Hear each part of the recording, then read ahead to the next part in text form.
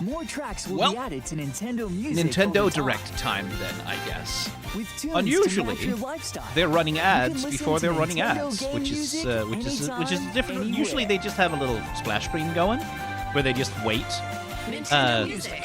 for the thing to actually start. But now they're running ads before their ads, which I guess is an efficient use of the time, since a lot of people are going to be sitting there before the stream actually starts anyway, like me.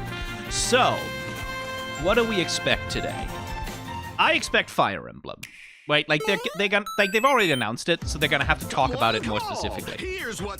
Obviously, there's 500 billion rumors everywhere about, and there have been for a while, about an Ocarina of Time remake. And if there's an Ocarina of Time remake, you would sort of assume that a Majora's Mask remake is sort of in the pipeline of that as well, because they're functionally the same game. Like, Majora's Mask is functionally a ROM hack of Ocarina of Time in a lot of ways. So one would assume those two. Then, of course, there's the persistent absence of Twilight Princess and Wind Waker, right? Where Wind Waker has been released on Nintendo Online, like the Nintendo Online Virtual Console thing. So that's already there. So I took that as a sign that they're not going to port Wind Waker HD. Like, that they've sort of gone, we're not going to do that. There's no point doing that. But it's Nintendo, so who the fuck knows? More curious is, where the fuck is Twilight Princess? It is genuinely quite strange to me that Nintendo has been so hesitant to do anything with Twilight Princess, which is one of, like, a very, very popular Legend of Zelda game.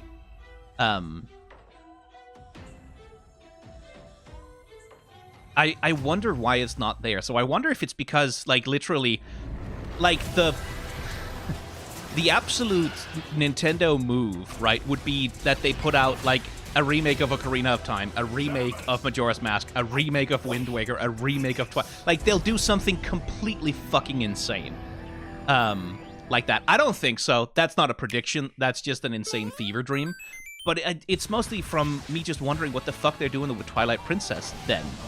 If they're just gonna leave it on ice for this long, despite how much demand there is for it. It's unusual, it's odd. But Nintendo has always been odd.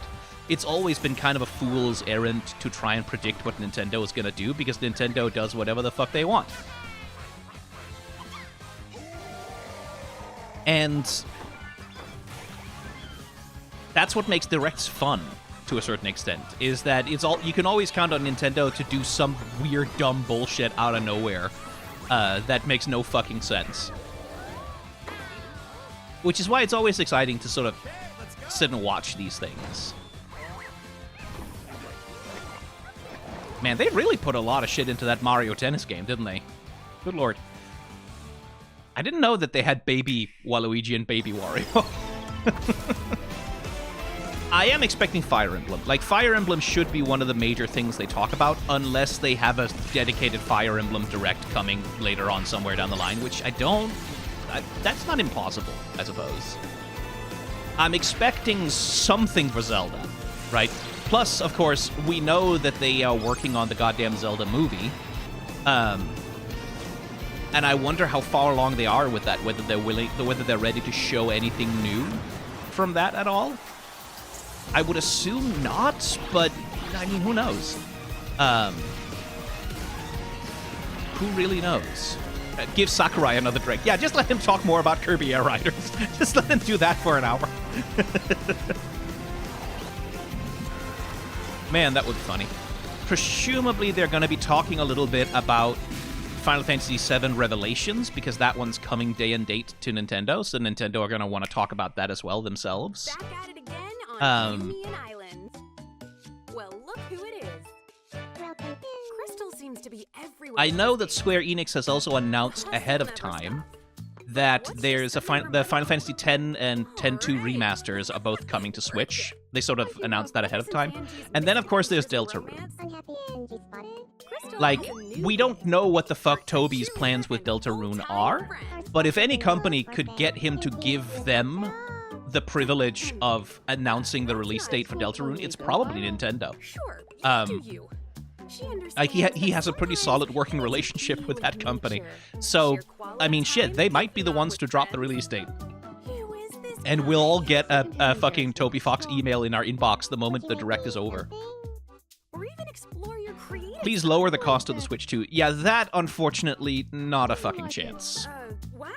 Not a fucking chance. Unfortunately, hardware prices are going to keep increasing. Okay, Picasso. At the end of the day, That's Crystal pretty never much the clocks economic out. reality Even right half. now, both because the companies are taking an opportunity to profiteer, as they always do. Like, the prices are going up. They are taking the opportunity to add another 10% on top of that, as they always do. But also because hardware is just more expensive because of the fucking AI. Like, they are still absolutely monopolizing RAM, graphics processors, CPUs. The silicon itself is being monopolized to build, or as the case may be, not actually build all of these fucking AI data centers. And that's gonna keep happening. Like, and the things being what they are, even when the AI bubble eventually pops, I don't necessarily foresee hardware prices coming down. I don't necessarily foresee even Nintendo dropping the prices of their hardware very much.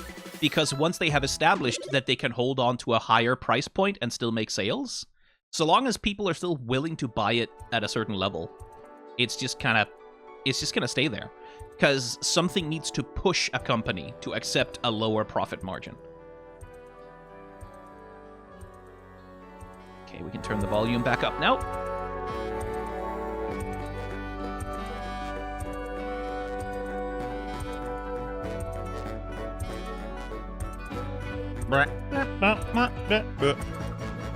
So, are they going to open with something amazing? Is the question.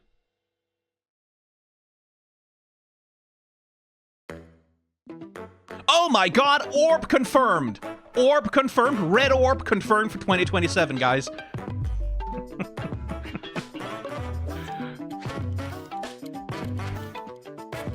This is huge news for Nintendo.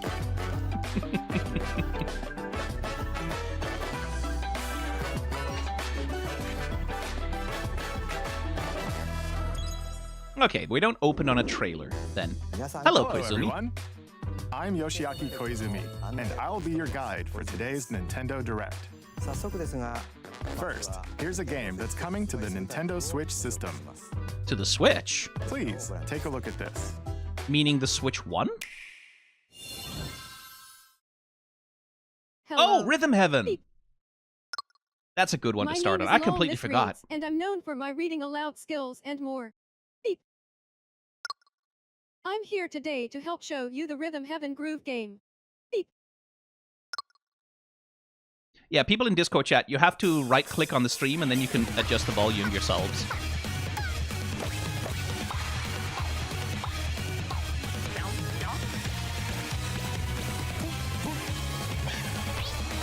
I'm kind of excited for Rhythm Heaven.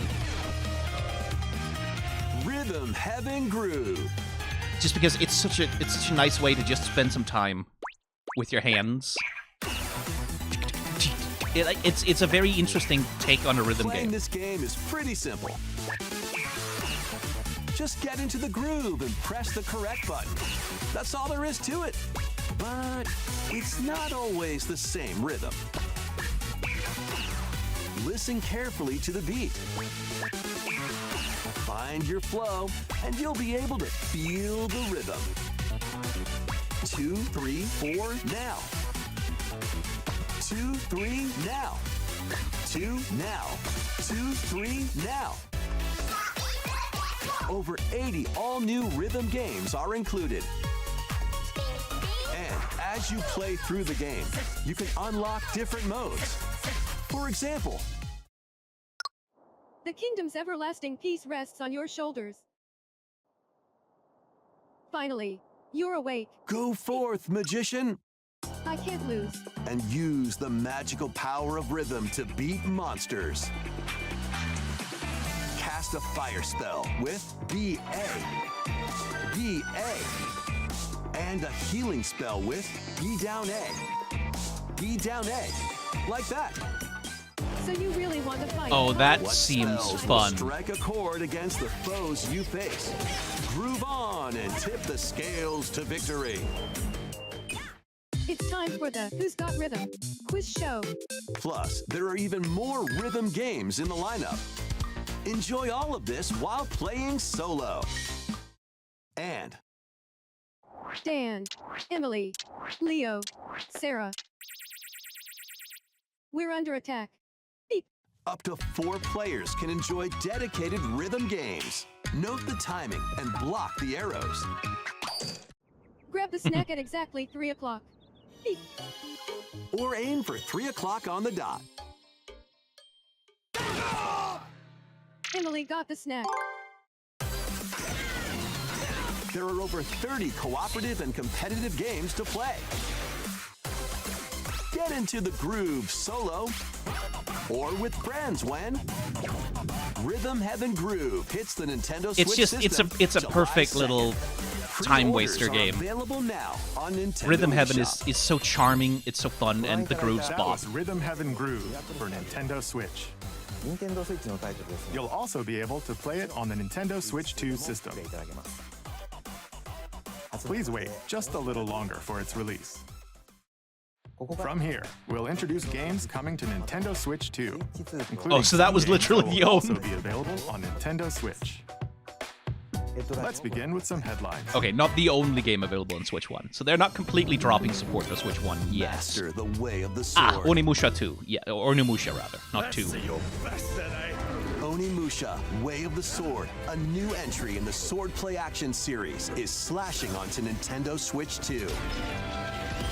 Edo-era Kyoto has been overrun by monsters known as Genma. Now, Miyamoto Musashi must prove himself beyond measure. Parry. Deflect. And the powerful counterattack Isen. Master these techniques to Interesting. strike So down one of the those enemies in your monsters path. is a direct port of a boss from Only Onimusha armaments are 1, also at your disposal who I think also to showed up turn in the some of the tides other of battle. games.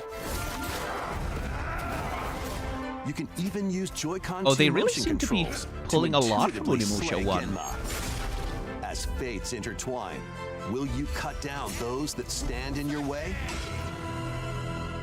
Onimusha, Way of the Sword, launches on Nintendo Oh, please tell me Switch 2, Guildenstern is coming September back. 25th. Like, if they're bringing a lot back, then I want Pre-orders begin Guildenstern. later I want my today boy on Nintendo Guildenstern. eShop. Your unwritten epic begins. Dragon's Dogma 2, Dark Arisen is heading to Nintendo Okay, so we're Switch starting 2. with You a bunch are of the Arisen, non-exclusives. a hero burdened Which with is the fair fate enough. of slaying the dragon who has taken your heart.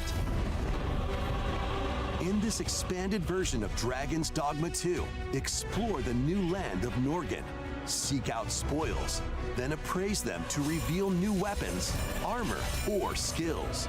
With these arms at the ready, take down powerful monsters in this single-player action RPG adventure. From a fighter specializing in close-range combat to a mage skilled in spell casting, choose the vocation that fits your playstyle. Dragon's Plus, you Dogma can is lead one up of to those 3 games that pawns, doesn't sell custom quite... companions, that doesn't and sell tasks very of your well own. in When trailers. taking on Because, like, massive when you're monsters, looking at it, it you just can kind of looks combine like, them to okay, it's like strike their third-person weak Skyrim, points. whatever, Fighting like, who alongside your cares? pawns is key The to actual victory. narrative and actual In a gameplay world of between Dragon's dark Dogma and light, is a lot more embark on an complex. adventure and tell a And it tale has a lot of your own. interesting things going on under the What fate awaits surface. the Arisen But and their it just pawns? doesn't sell very well in the Dragon's trailer at Dogma 2, all. Dark Arisen launches on Nintendo Switch 2, October 9th.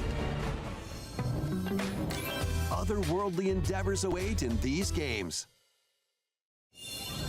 Earth has been driven to the brink of annihilation by Oh, hey, mysterious Stellar Blade. life forms called the Nativa. I'm still not over Now, what the join fuck the Eve on a protagonist of mission to Stellar Blade 2 save looks like. humanity I'm still not and over it. reclaim the planet. It's so weird.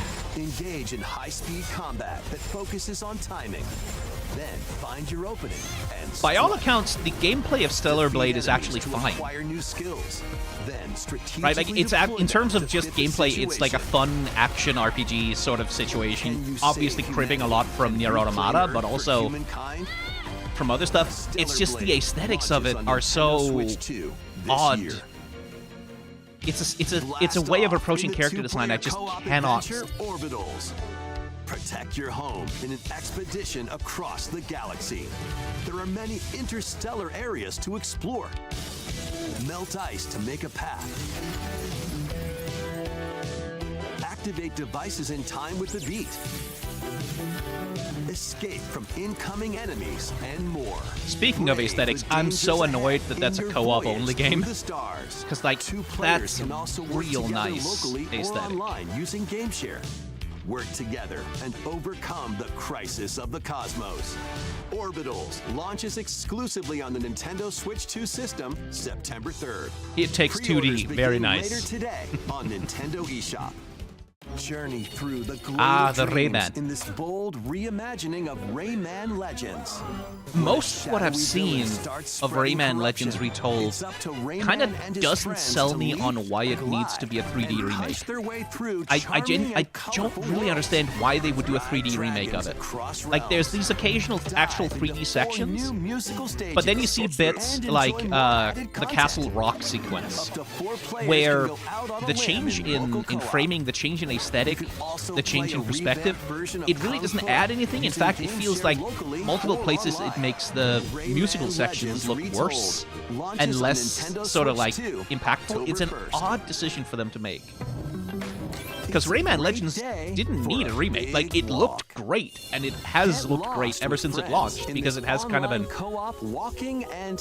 undying art style, frankly. Set off through a peaceful world, brimming with challenges, puzzles, and lots of things to discover. Enjoy the sights and sounds as you work together to find your way around. Use all sorts of tools to stay in touch. Can anyone hear me? And figure out new methods of communicating if you're in a pickle. They might even be a little unconventional. And if you're not quite up to adventuring, you can always just relax with your pals.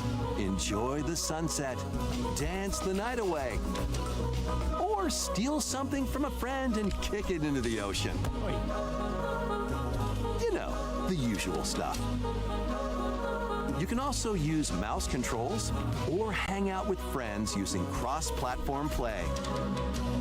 What an interesting little game. Spending quality time together is the best part of They're doing a very deliberate thing, contrasting the extreme simplicity of the characters with the relatively realistic environments. It's odd. The seas. I'm curious about it, though.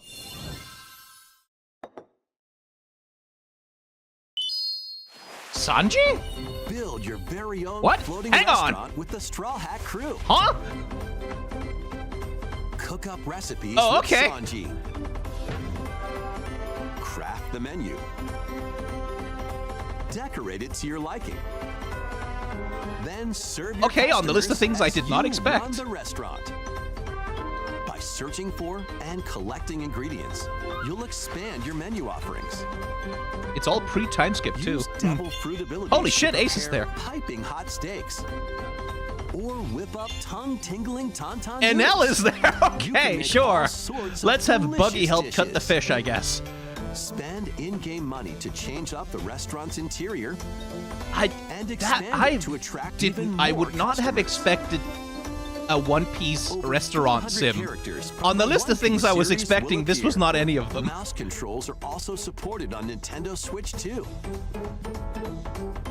Get ready for a feast of epic proportions in One Piece Grand Gourmet. Okay, Sailing onto sure. Nintendo Switch All right. 2 and Nintendo Switch systems October 23rd. Hey, Pokopia stuff. Are we getting an actual, like, expansion thing, or? I hope not, because I spent so much fucking... Oh, we're going underwater. That game ate me alive until I finished it. I had to finish it. Keep adventuring in Pokemon Pokopia, even beneath the sea. Explore the world on the ocean floor with a free update. By using the new move Dive, you can enjoy life with Pokemon living under the sea. Okay, but are you... Oh my god. Are you gonna fix the way that sucking up water works so that you don't make underwater waterfalls all the time? Please tell me you fixed the water physics. This free update is scheduled to release in August 2026.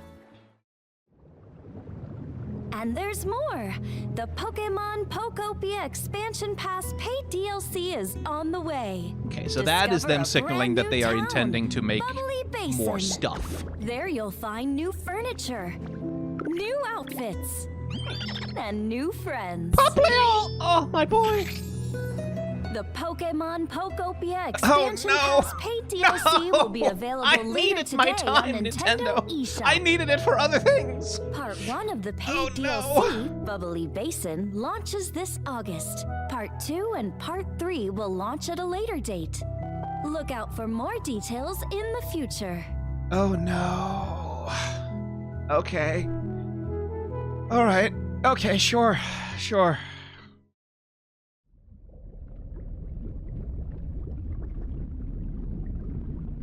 More Pokemon stuff? Is this Winds and Waves that we're looking at, or?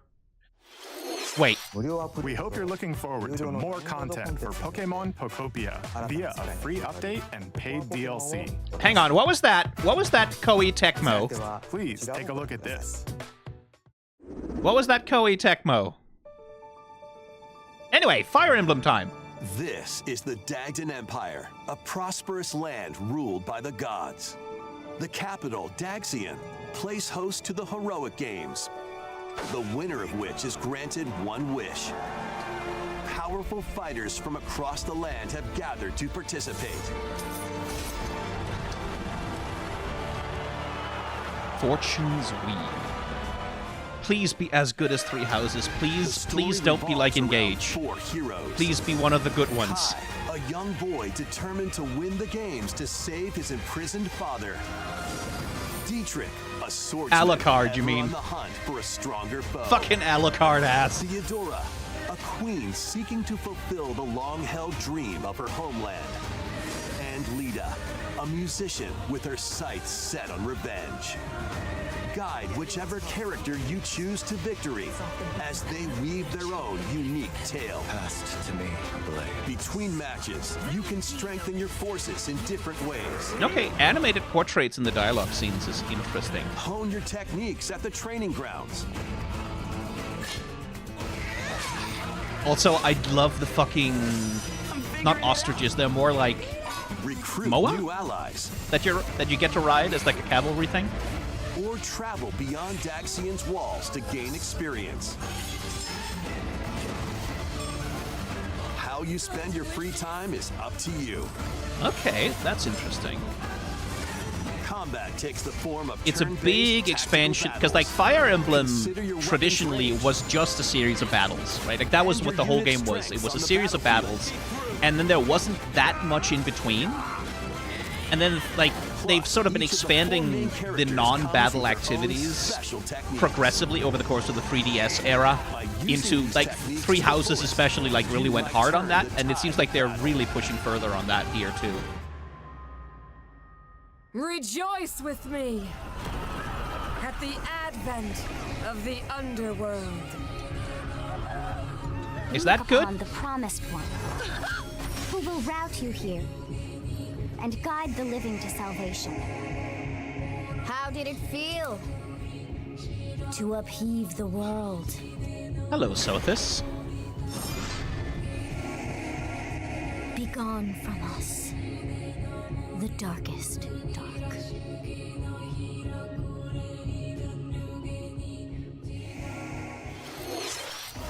Fire Emblem Fortune's Weave launches Hey, September September. 17th. Alongside the standard edition, there will be a special edition, the Fire Emblem Fortune's Weave Dagdan Collection, that launches the same day. Please look forward to it. Let's continue with some more headlines. That was very little on Fire Emblem. Interesting. Welcome to the next level of ninja battles. Okay. The next level of ninja battles. Well, we are Naruto running, First so... part of Ninjala 2 is sneaking onto Nintendo Switch 2. I didn't know there was a Ninjala 1. Accidentally breaking a forbidden seal, you're stranded on an uncharted planet. Overcome the dangers lurking here to safely return I to kinda Earth dig the in character this design in a lot of open-world places, action though. adventure. some personality in it. Not necessarily the protagonist so much, but in search of clues to get back home. I guess he's a bubblegum ninja. Bubble to float in the air. Defeat enemies blocking your path with weapons crafted from Okay, ninja this looks gum. very mobile game. You can even summon buddies with gum ninjutsu to unleash powerful attacks. Just in terms of the Additionally, gameplay? up to 4 ninja can team up in local or online multiplayer to chew through tough battles. The first part of Ninjala 2, The Uncharted Planet, launches exclusively on the Nintendo Switch 2 system next spring. That will probably be fun for DK kids. I Challenge don't know. barrels in. DK Challenge. Coming to Nintendo Switch Online on Nintendo Switch 2, the limited time DK Challenge event. Huh? Take on challenges across many Donkey Kong games available with Nintendo Classics. By Okay. completing them, you can earn and enjoy collectible digital challenge cards. And if you have For Donkey what? Kong Bonanza, you can attempt even more challenges. Well, I mean, I guess it's a free Try out challenge ones mode. geared for beginners. Or take on developer challenges for something with a bit more punch. Rediscover Donkey Kong games, play challenges, and complete your card collection. DK Challenge can be accessed via the Nintendo Switch Online app on the home menu of your Nintendo Switch 2. Well, okay. You'll be able to That- barrel through that's these fine, I limited guess. time challenges starting later today. Plus, in the Donkey Kong Bonanza, DK Island and Emerald Rush paid DLC, a limited time collaboration with Super Mario Bros. Is breaking through. Enjoy outfits for DK and Pauline, inspired by Mario and Luigi. Ah, the little Plus, mustache, there are that's pretty good. coins, super mushrooms, question blocks, and more.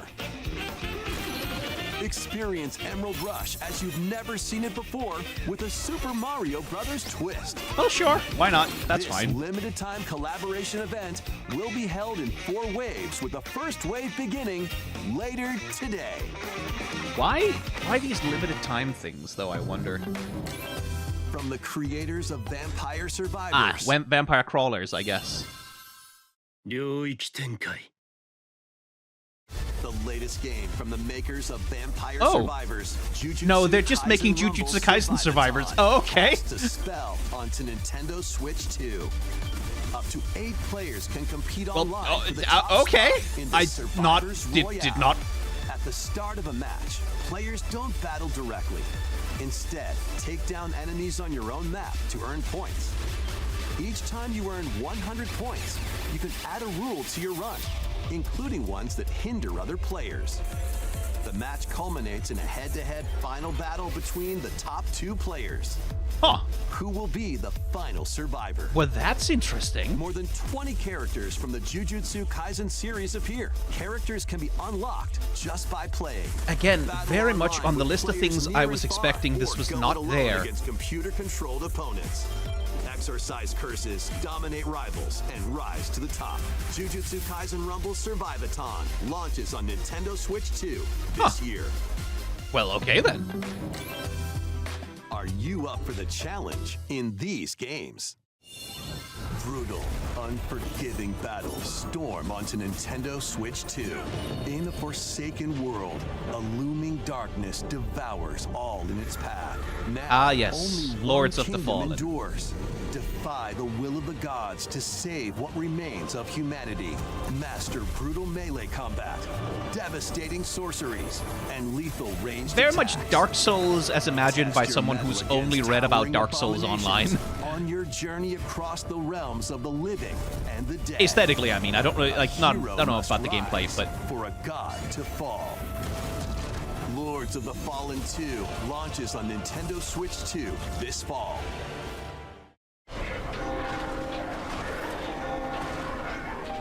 Lies of Enter a P. darkly elegant world based on the story of Pinocchio in Lies of P. In a city under siege. Yeah, it you really must does fight look like rampaging a lot of mechanical developers puppets at this and point seek are the just cause kind of this upheaval while schmooving to confronting get your their own games onto Switch humanity. 2. take on enemies using customizable weapons. Which, like, that was very much the same pattern we saw with Switch 1. Like, once it really started selling, developers just started pushing really fucking hard Will alter your fate. to get their games on there if they could. That's why, like, eventually we had shit like Witcher and Doom running on the original Switch. Expansion to the main game launches on the Nintendo Switch 2 system August 6th. Pre-orders begin later today on Nintendo eShop. Warframe devs also talked about how long it took to get the dev kits to start developing. Yeah, there's also that. The series is slashing its way onto Nintendo Switch 2.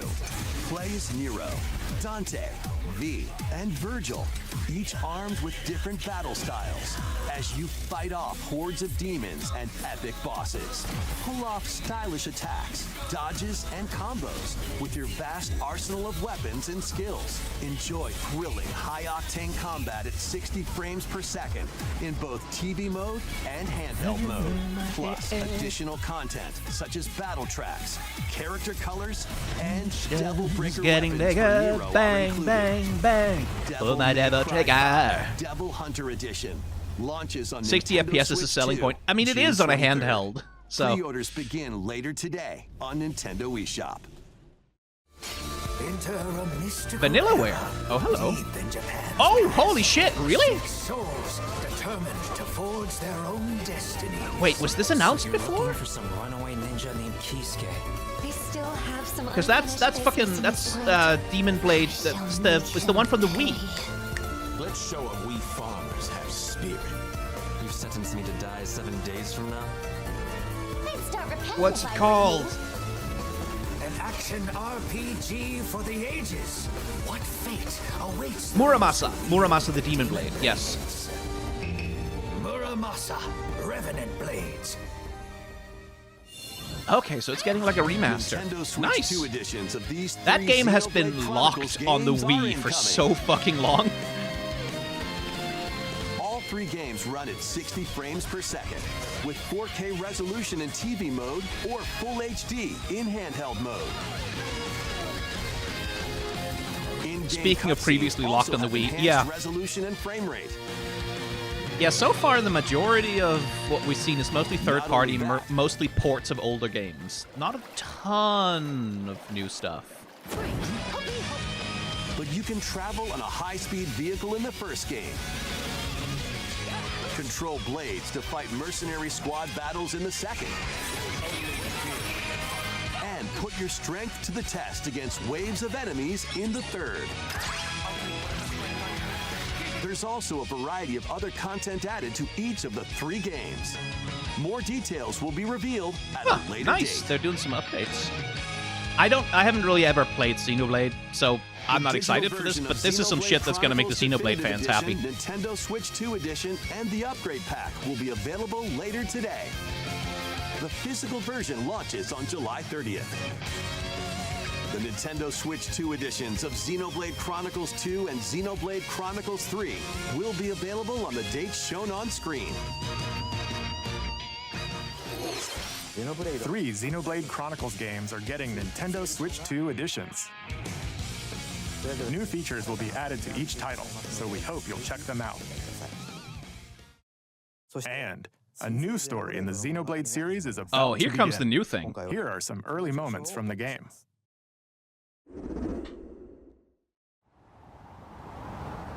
Xenoblade 4 then?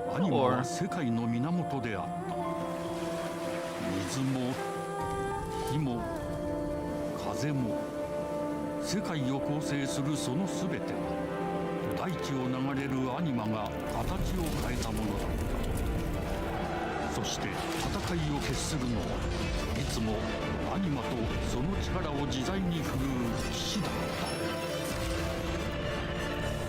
たこの剣の名に恥じぬよう精進します。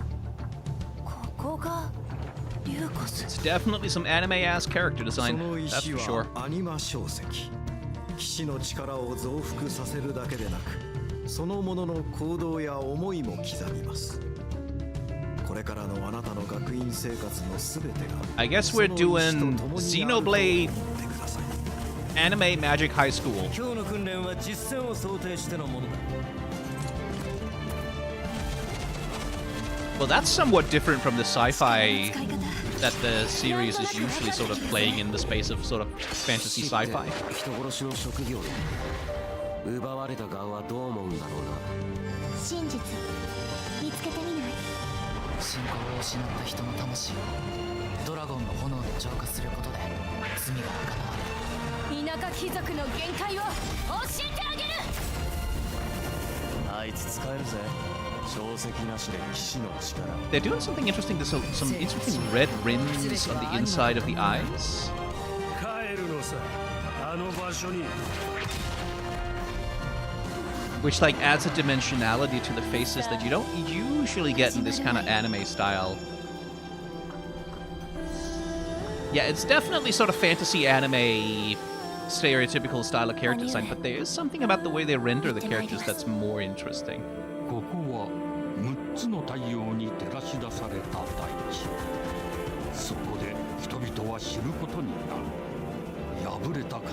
So is this like a ring world? Given that you can look up and see the...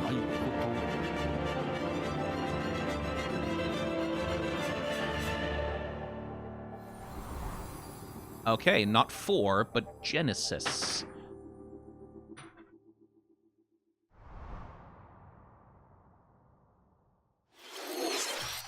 Xenoblade Genesis marks a new beginning.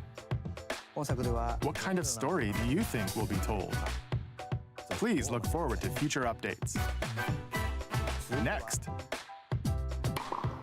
please tennis take time. a look at this. Welcome to Woohoo Island. Oh shit! Home to They're all doing kinds Switch of sports. Coming to Nintendo Switch 2, Nintendo Switch Sports Resort. The Welcome latest back to game in the Woohoo series. Island. It's been a Use the hot Joy-Con minute 2 since anyone's been controllers there. as rackets. Bows. To my knowledge, like even if Switch Sports was not like something you think of as like a famous Switch game, it was a huge commercial success for Nintendo, so it makes sense that they're going to continue it. Let's go over them. Like it's just ever since the Wii, that has just been a real moneymaker for Nintendo's consoles. In boxing. Make quick shots to keep your opponent on their toes. In table tennis. Aim for the center of the target and let that arrow fly. In archery. Enjoy rallies with different types of shots in tennis. I thought it was going to be Mario Tennis DLC, but hey. Set and spike in volleyball. Roll the ball straight. And bowling is back, of course it is. Big in bowling. Dribble, pass, and shoot to score in basketball. I do think that I do mirror the criticism that the new little sports avatar things, they aren't quite as compelling as Mii's are. In thumb wrestling. Like they feel less specific to Nintendo. They feel more sort of generic mobile game-ish, which is a bit of a pity. But it's also the kind of thing like you kind of had to update the Mii's at some point and make them more expressive than they were. The controller and fly around freely in pro like those playing. things do have to change with the times to some extent, but yeah. Plus, you can warm up for these sports with jump rope. You can create and play as a sportsmate or Mii character.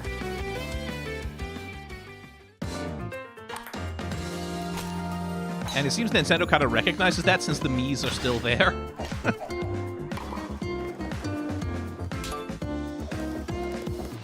Enjoy playing all kinds of sports on Nintendo Switch 2. Nintendo Switch Sports Resort launches exclusively on the Nintendo Switch 2 system October 22nd. Pre-orders begin later today on Nintendo eShop. Nintendo Switch Sports Resort is coming to Nintendo Switch 2. We showed all the sports included, but since we have the opportunity, let's try one of the new sports, thumb wrestling. Okay. Before the match, let's go over the rules. Hold down your opponent's thumb for 3 seconds, and you'll win. If yours gets pinned, just shake the controller to break free. And if you keep your thumb held down, it'll get bigger and stronger. Okay. So there's a risk-reward thing where you have to hold the thumb down to power it up, but the longer you keep it held down, the more your opponent has chances to grab you. Here's to a great thumb wrestling match. The thumb moves. Just like this. I like that Koizumi still has his personal Mii. Here we go. Let's have a good match. Oh, got him right away. Oh, they broke free. All right. Let's try this. Oh, we bumped thumbs. Oh, go, go, go. Hold it. Oh, they broke free again. You have to keep them pinned. No, wait. Whew. I was worried. Okay, there is something to that. Like the longer you keep your thumb just held down, the more power you have. That's interesting. When the nail got bigger. Hold on a second. That's not how it's supposed to go. It's okay. Everything is fine. So there's some strategy there. That's fun. My thumb returned to normal. Ooh, it's sparkling again. Now let's try. Oh, I got deflected. Wait a minute. I lost. Please wait a little longer for Nintendo is Switch like the only Sports company Resort. that does shit like this. Let's move on to more headlines. Survive a land. Oh hey, ruled by it's fucking dragons. RuneScape again. They've really been showing that game off. Comes to Nintendo Switch 2. An ancient power has awakened on the forgotten continent of Ashenfall. Explore a land infused with magic. Like, I think RuneScape Dragon Wild was at it was at Summer Games Fest, it was at the Sony showcase, and I think it was in the Xbox showcase as well. Like, they really want people to know about it. Amongst the ruins of fallen civilizations. Which, like, again, that's what they're supposed to do when you have spend a bunch of money making a game. You want people to know about it. It's just like, oh, okay, like, we want to get it out there that we have a RuneScape Valheim at home. Then, step into battle. Forge weapons. Or, well, not Valheim. It's open world crafting survival co-op thing, which is like a whole thing. The wilds, unveil lost secrets, and challenge dragons in RuneScape Dragon Wilds. I am curious how much pull the Switch 2, RuneScape September name has 15th. for a game like this. Because, like, I feel like most of the people who play RuneScape because they want to play, like, RuneScape, like this very old school, grindy, number crunchy, Customize specific your own RPG avatar thing. and play in the adorable world of Hello Kitty Partyland. Join the party with over 40 character-themed mini-games. So, Hello Kitty, and several board Mario games. Party. Okay, then. There are over 140 Sanrio characters to meet.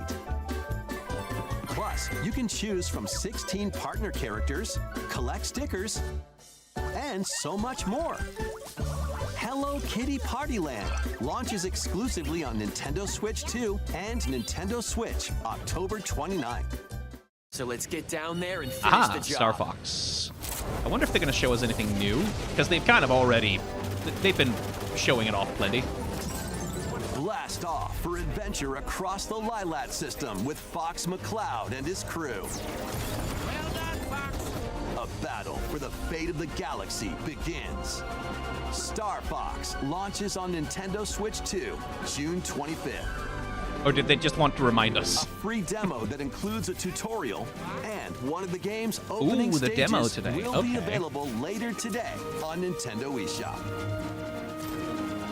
I will say, I do like what the Star Fox game is doing, especially with space scenes in terms of Within color. the crystals.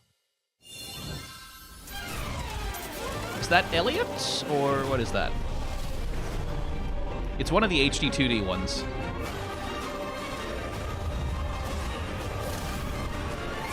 No, those are black mages. Is this a Final... Surely not a Final Fantasy thing. Get ready for the first Final Fantasy game in It HD is. 2D, Final Fantasy Resonance. Huh. This is Lapis, a vast world that has prospered through the power of crystals. But after the invasion of the Veritas, this once thriving world lies on the brink of annihilation. Now Rain, a knight of Grandshelt. I mean, I figured they would eventually. Companions to stop the Veritas. Very much looks like a sort of greatest hits compilation of Final Fantasy stuff. Call upon visions. Oh, yeah, okay, right. Yeah, no, yeah, I see, okay. To take down monsters. Yeah, very much a Brave Exvius sort of situation, I see. And the secrets the crystals hold. Final Fantasy Resonance launches on the Nintendo Switch 2 and Nintendo sort Switch of a greatest systems hits compilation, sort of a, yeah, very much in that style of thing. Weird, Okay. whimsical world is waiting. Piku Niku returns in a new 3D puzzle exploration adventure. What do giant fruit, malevolent robot frogs, and an all-powerful potato have in common? Nothing. Other than a shadowy conspiracy, of course. Well, it's the ingredients for any good Thursday night. Curious characters, each with their own problems and puzzles to solve. But beneath this seemingly happy world lies a sinister plot to squeeze the locals for all they're worth. Time to join the resistance. By using Piku's surprising abilities, help solve the people's problems in surprising and downright oddball ways. Feeling baffled by these affable denizens? Embrace these strange encounters and bring about an ultimate understanding. And in this sequel, navigate and explore in full 3D as you discover the secrets of this vivid, colorful world. That's a charming little thing. Get ready to wander, solve, and gossip in Piku Niku 2, launching on Nintendo Switch 2 next year. That's a charming game. Prepare for... Oh, hey, Dragon Quest stuff. all new... That will be the monsters. monster-filled adventure!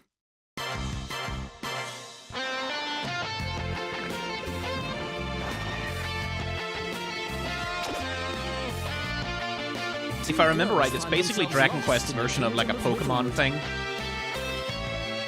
There, they gain the power to turn monsters into friends.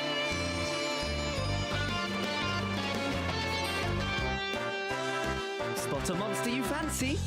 Scout it!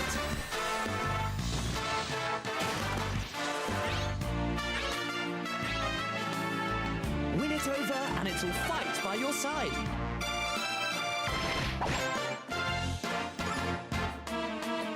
And that's not all. Monster Fusion, because of course. Synthesize two monsters to create more powerful allies.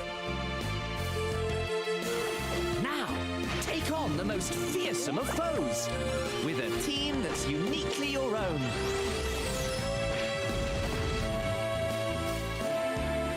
Adventure is calling, and it's monstrously fun. Unfortunately, it has female protagonists, which means it's woke. Wizard World. So therefore, it's the Mind Virus evil game that people aren't allowed to purchase.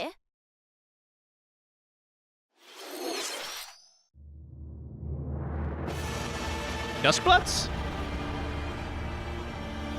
No, surely not.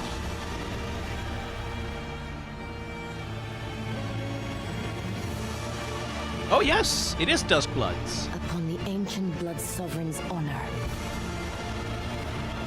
Now, what the fuck is this game? Because we haven't heard anything about it since the announcement. Each vying for blood. You're finally here. Oh, there's a giant rat that makes all the rules? Well, 10 out of 10, game of the year.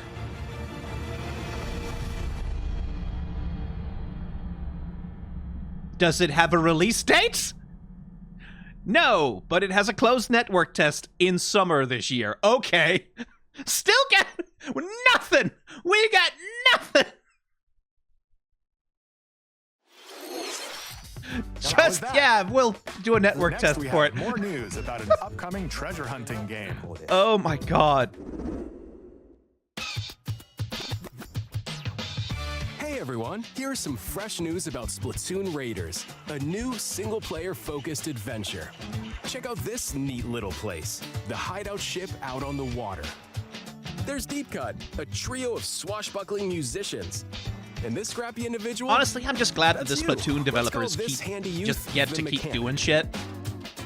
The 4 of them are using the hideout ship as their hub, hunting for treasure across these landmasses, the Spiralite Islands. All right, time for a quick dive.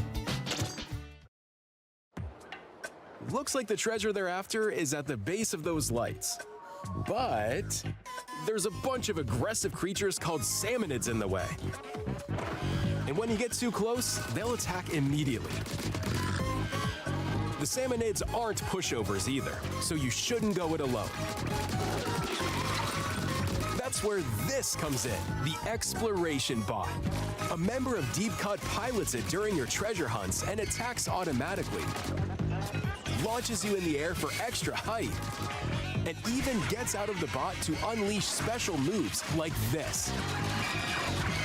You'll also get support in the form of gadgets. Also, the fucking Splatoon soundtracks are always so fucking special. Ink after it's placed. There's so much oddness and willingness to play with. Enemies. Another that spins ink Like, around you, and more. Not asymmetry, You can use them together. dissonance and like weird It'd be nice if that made things musical easier, styles. though. Like a lot of hip hop in there, obviously, but also just a lot of weird sort of J-rock and underestimate the punk shit salmonids. happening in it. Yikes! This is tougher than it looks. But the salmonids aren't the only powerful ones around here. Through battles, you, the mechanic, will also get stronger by leveling up. And you can customize all sorts of upgrades to fit your playstyle. Oh, looks like time's up. There are even more details to cover in the upcoming Splatoon It gets its own Raiders direct. Right, that airing makes on sense. June 30th.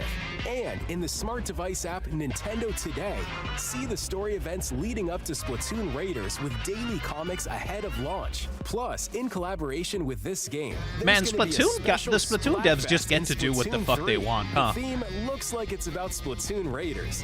Details will be announced here. Look out for more info in the future. Don't forget to check this out too. See ya!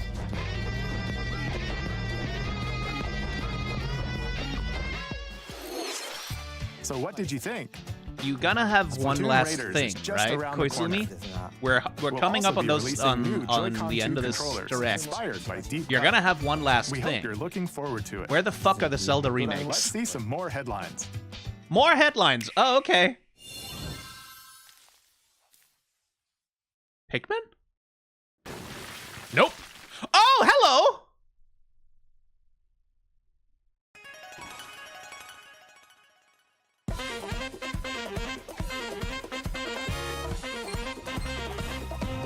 Oh, hello.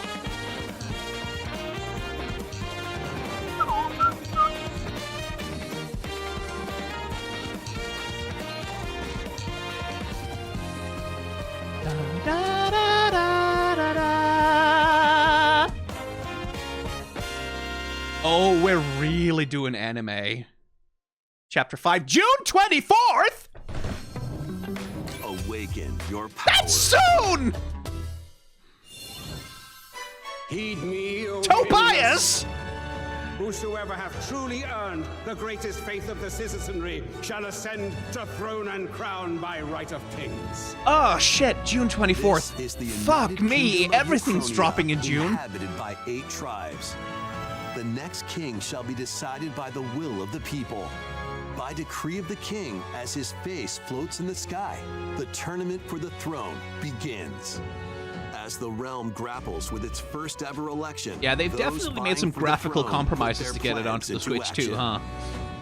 Not As one of huge the ones, throne's just you can candidates, just kind of see it. You'll travel across the kingdom, forging bonds with compelling characters along the way.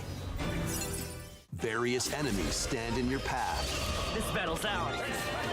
There are monsters roaming this world, You'll feel this one! as well as other candidates, and strange beasts known as humans. Control your destiny and change the world in Metaphor ReFantasio, launching on the Nintendo June Switch 2 24th, system, though. November 12th. June 24th. Fucking hell, that's soon. Create, explore, survive. But yeah, I guess Nintendo had the pull to get Toby to Dedicated finally drop the Nintendo release date. Switch 2 version of Minecraft is on the way. I need to take another look at that Deltarune Dig trailer into as your soon as this is Minecraft over. adventure on Nintendo Switch 2 with support for vibrant visuals. And embark on a journey across a world with enhanced lighting and shadow effects. Plus, Nintendo Switch worlds can be carried over, so you can pick up right where you left off. What will you create next? Minecraft is such an undying game, it really is. Nintendo Switch 2 this year. Oh hey, Final Fantasy 14. Was that Metal Gear Solid 4? Huh.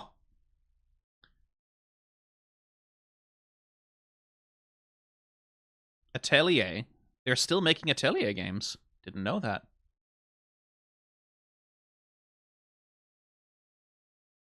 Not surprised, I just didn't know.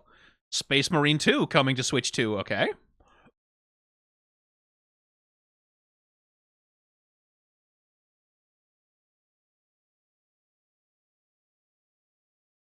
Observer. Don't know about that one. Looks interesting, though. The TV heads and all. DayZ, because of course. Yeah, like it just looks like the late development kits that went out have finally sort of caught up with development, and everyone's porting their shit to Switch now. Metal Gear Solid 2 Volume 2 Master Collection, because of course.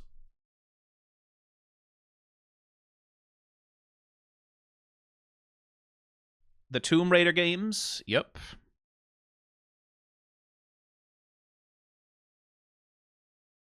Lara's Trauma Simulator. Tales of Etheria. That's what that was. Okay. I've always been kind of curious about that one. That's an RPG that kind of passed me by. SnowRunner is actually really good. Like, it's just a game about driving over really tough terrain and hauling shit. It's really good. Fitness Boxing, by the way. I've been playing Fitness Boxing too. It is actually very good exercise, and it's also quite gentle exercise. So if you're looking for a game to help you work out a little bit, I can actually recommend Fitness Boxing. There's also a Hatsune Miku version of Fitness Boxing, yes, if you prefer, which has a bunch of Hatsune Miku music in there.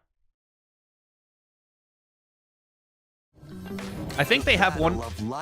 Kingdom Hearts! Oh! Imagine if this is where we get Kingdom Hearts 4 news. Filled with memorable adventures. 3 It's the collections collection of Kingdom thing. Hearts games are coming to Nintendo And Switch finally, 2. they're not going to be Traverse cloud through games iconic anymore. Disney and Pixar worlds. Befriend all sorts of magical allies. And The funniest battle thing enemies I've in ever action seen in a video game RPG remains combat. still Relive these stories Kingdom Hearts or 3, the experience Frozen them for the sequences, first where it's just literally, they just alongside literally Sora and ported his friends the as they music fight the sequences from darkness. Frozen, If and you then have the Goofy's cloud there, so versions on Elsa's Nintendo running around like, Switch, let you it can go, and then, transfer your gosh, existing she save sure data to seems these sad, Nintendo Sora. Switch 2 games. It is the These funniest 3 thing in the collections universe. launch on Nintendo Switch 2, October 8th. A bundle with all 3 compilations. Kingdom Hearts Collection 1 through 3 also launches October It'll actually be 8th. really nice to have all of the Additionally, Kingdom Hearts a games free on demo of Kingdom Hearts 3 plus Remind on a will handheld. be available later today. I wonder on how Nintendo good it's eShop. gonna look, Kingdom Hearts 3. It was a fairly graphically intense game, but it seems to look fine in the trailer anyway. Now, okay, so we are getting something. You're not giving us Kingdom Hearts 4 news. You're not doing it in the fucking Switch Nintendo! In the Nintendo Direct! That, no fucking way. This is some mobile game. This is a spin-off. This... Fuck off! Nomura!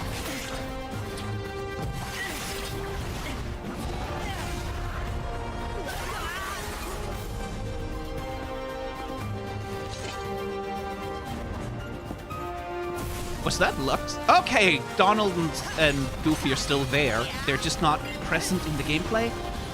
I do wonder about that because Kingdom Hearts 4 aesthetically is such a World Ends With You Nomura game.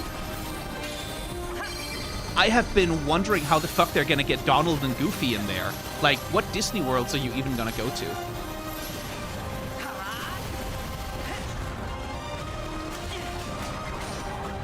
But clearly this is like the first world, right? Like this is tutorial world, basically.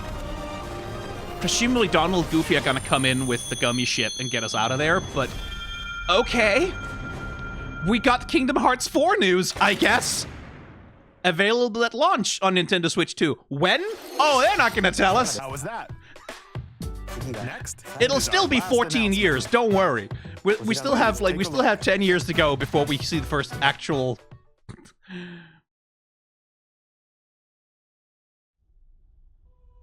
Zelda.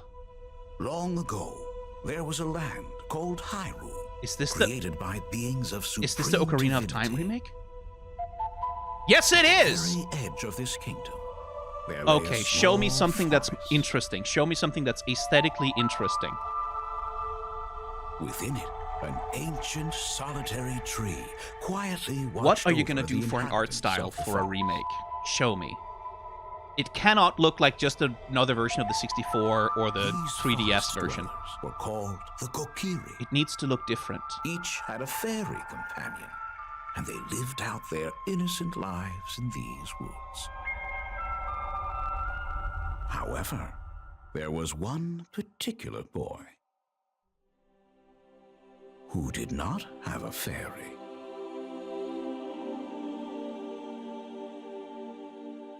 I need to see.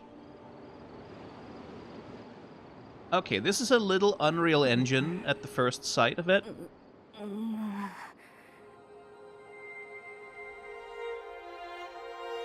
But yeah, it is a full remake. They've said that, like, that's been the rumor from the start, is that it's a full remake.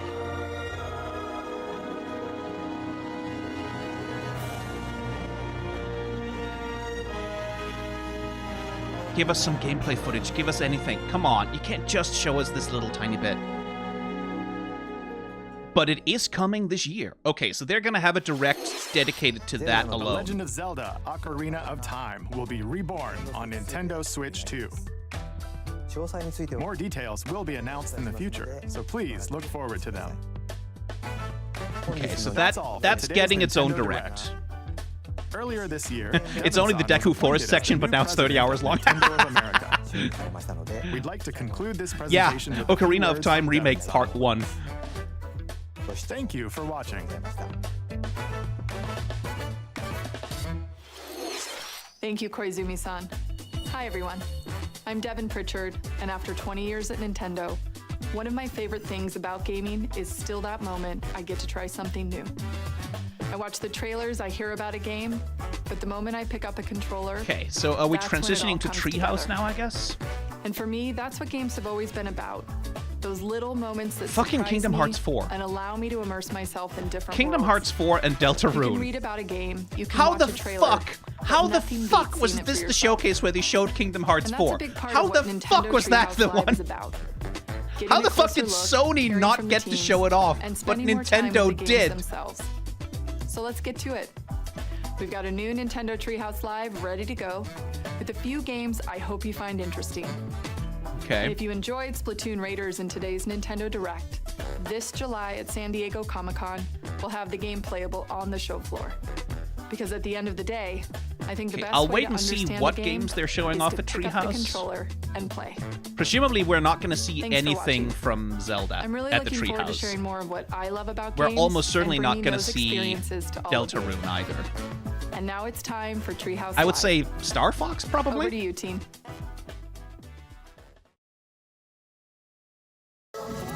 Like, if they show anything, it'll be stuff like Star Fox and the little party games. And, like, they generally don't show off, like, Hi everyone, welcome stuff to that has Nintendo only been Treehouse Live. teased. My name is Teresa and I'm joined here by Gab. Sony got the and FF7 Rob. remake. Yeah, they're doing We're Star here Fox. to talk Got the about Star FF7 remakes. Fox, It makes coming sense out that June Nomura would give 25th. Nintendo the Kingdom Hearts It 4 is a update. cinematic shooter. I mean, but like, we're gonna focus on Kingdom the Hearts has single-player game, always been a Sony thing. and then Like, we'll Kingdom go Hearts into the multiplayer was a in later PlayStation segment. But Darren, 2 why don't you game, take and us Kingdom away? Hearts 2 was a Yeah, we're PlayStation gonna 2 start game, right out and here Kingdom in Hearts this, 3 was new cinema PS4, scene right? Right on the Star Fox bridge, Bridge of the Great Fox, which is the base for the Star Fox team. The team is just coming out of their VR The two of them just watching VR porn which is together. part of the Yeah. tutorial. And here's we get a little introduction to some of the characters. Yeah, Chain of Valkyrie Memories is was their ace GBA, but that's pilot, because it's Sophie's the only handheld engineer, console that was science available. expert, Pepe's their veteran uncle who gives them advice, and then Fox McCloud. Okay, so they're mostly going to be going over Star Fox and a few of those things. So probably not anything that interesting to me. So what I'm going to do is I am going to go to Nintendo of America's thing, and here we have the trailers. Where the fuck is Deltarune, though? Have they not put Deltarune up there yet? They've not put Deltarune up there yet. Okay.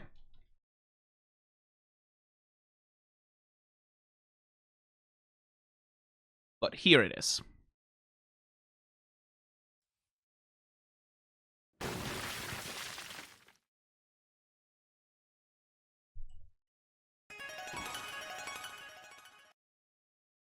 It's fucking Flowey that he puts up there with the fucking fox. Toby, you motherfucker. And there is, like, because of course, like, it's Asgore's chapter, right? Like, that's the assumption we've all kind of been operating under, is that this is Asgore's chapter, right? So obviously it's gonna be flowers. And it's flowers and thorns and all that shit. So, like,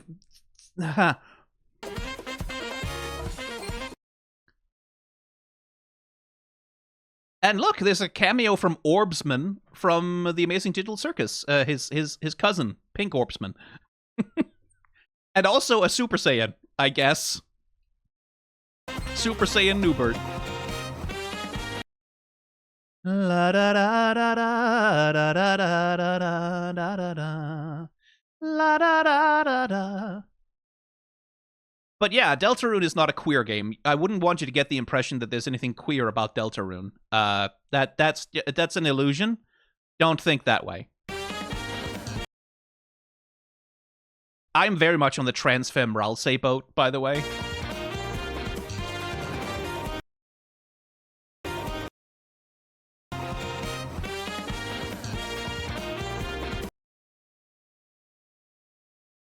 Ooh woo.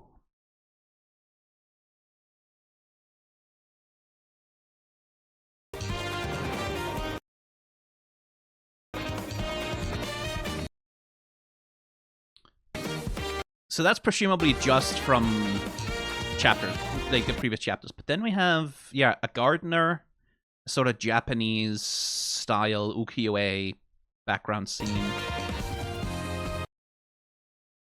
Yeah, so I guess, fuck, Asgore, if Asgore shows up as a boss, he's gonna be dressed like a fucking shogun, isn't he?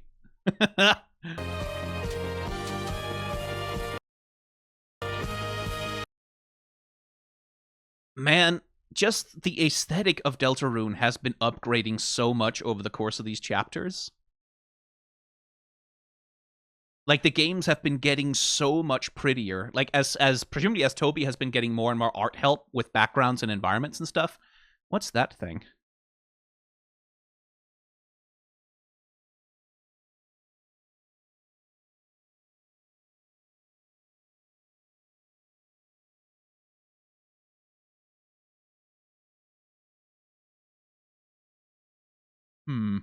Let me see if I can bring that up on screen for you.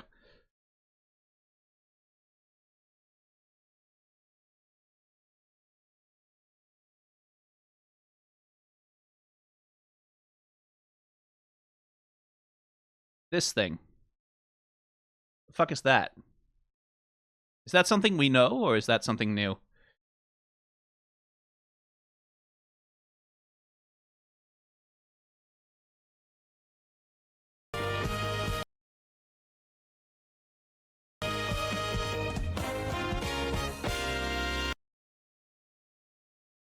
I guess presumably Small Boo Studio has done a bunch of this work since they were working on, like, especially the Titan in Chapter 4.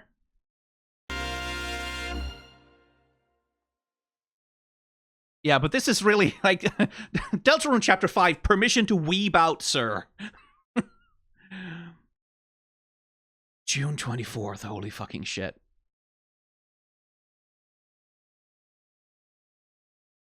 June 24th. June 24th.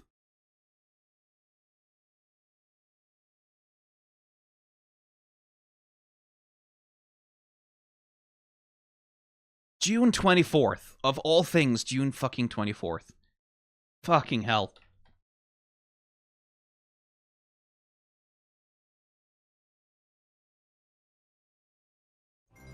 Now, Kingdom Hearts.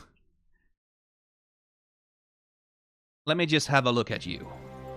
この世界の構造はとても複雑で、私たちが定義する光と闇を具現化したものは Because this is just fucking modern day Tokyo, right? Like it literally, if I remember the fucking extra scene in Kingdom Hearts 3 correctly, he went to the World Ends With You world, right? Like that's specifically the place that he ended up was the world from The World Ends With You. And then in there's a bunch of characters that seem to some extent to be Tetsuya Nomura trying to bring in his original vision from Final Fantasy 13.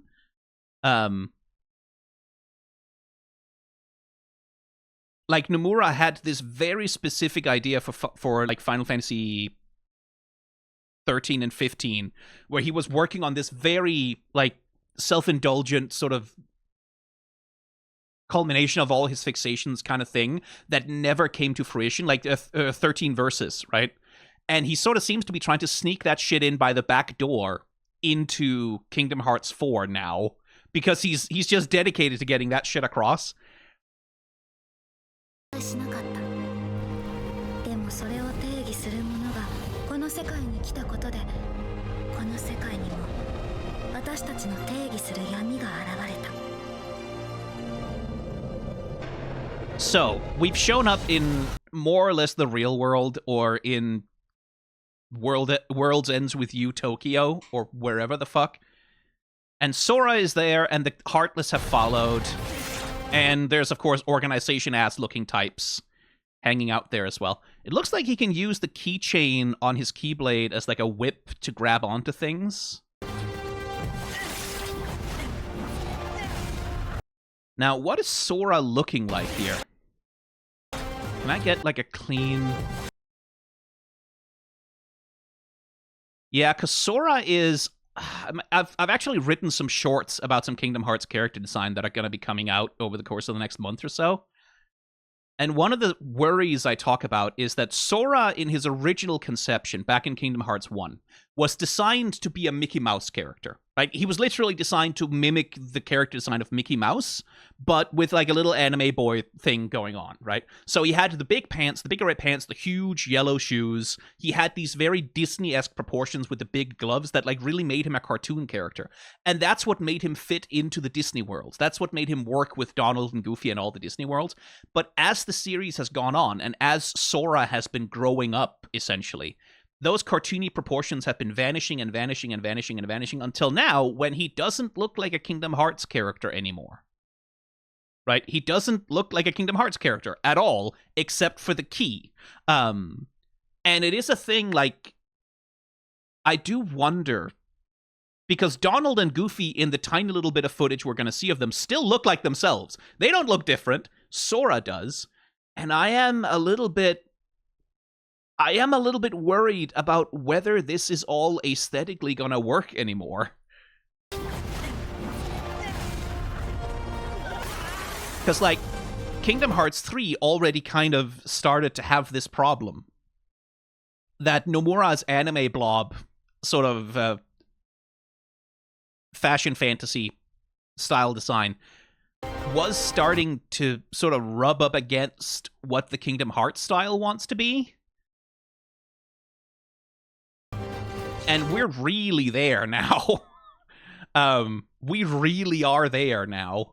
Because this isn't even, like, because The World Ends With You was anyway, on the DS originally, a hyper-stylized game. Like, it had a very specific, exaggerated, stylized expression that's really not present in this footage at all. And I'm curious, because, like, again, my assumption is that this is the first world, right? Like, this is where Sora goes immediately after Kingdom Hearts 3, and I think the plot of Kingdom Hearts 4 is at least in part going to be about Sora finding his way home to his friends, like, getting back to the Kingdom Hearts universe.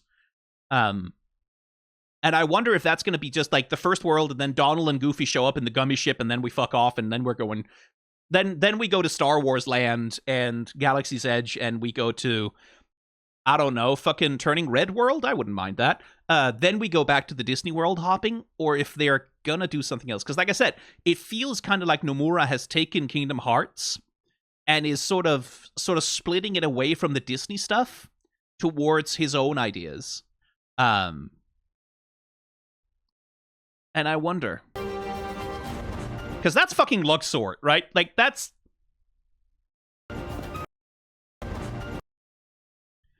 Captain Gambler, right? Like, he looks weird in this style, but that's who that is.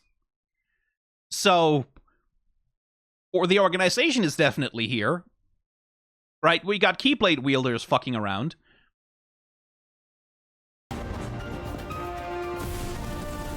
And Donald and Goofy just look like themselves, right? They look no different whatsoever. They just look like Donald and Goofy. Do I have to go up to 4K to get this without 5 billion tons of video compression? I guess I do. And that, to me, looks like young Xemnas, right?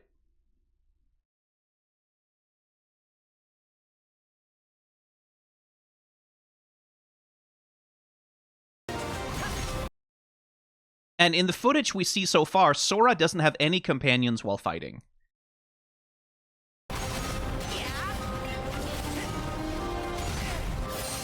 I do note that the language on all the posters and stuff here in the background is not Japanese. It is Shibuya 104, right? Which I think is from The World Ends With You. But we're not seeing, like, Japanese kanji. Well, we are. Like, there's definitely stuff that looks like kanji and stuff. But the stuff that's supposed to be, like, regular text is still written in this script. So he is in The World Ends With You world, right? Like, that's where he is.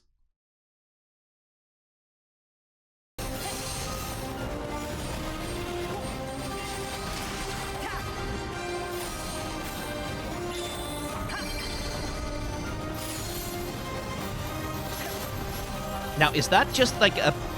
Is that just Keyblades he's riding? Yeah, okay, so he's able to do the... He's summoning Keyblades like he did at the end of Kingdom Hearts 3, I guess.